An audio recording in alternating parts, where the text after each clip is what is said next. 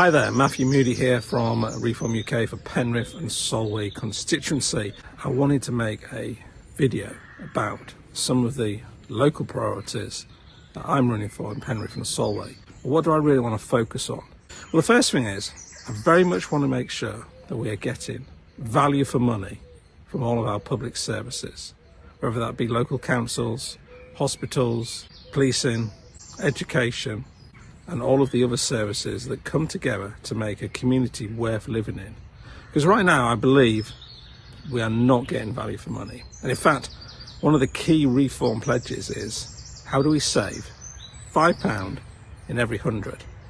So I'm very much committed to working with local government agencies across the constituency to make sure we are getting the best value for money possible. Because let's face it, if we're more efficient at things, if we're smarter at doing things and we can save money, then that means we can put it back into areas that need desperately focus and attention. One of those is education. Now, across the constituency we have some great schools, and we have some schools that are trying to do better, and we also have some amazing colleges and universities.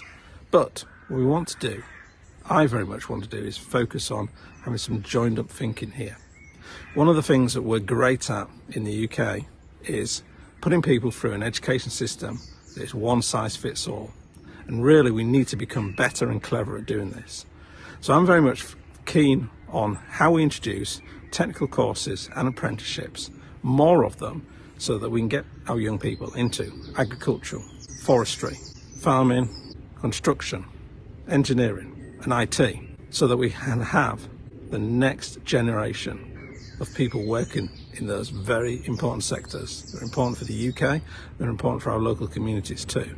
Because without all of those people that I've just mentioned, we won't be able to get anything done at all. So we need to have more focus on those. We also need to be looking at infrastructure and public transport, because I've heard many tales about young people who really want to do a particular skill, learn a particular course. They can't actually do that because the transport doesn't exist for them to get there, or they may want to buy, say, a car or a motorbike and they can't even afford to insure it or even get licensed on it. This is the kind of thing that needs to stop.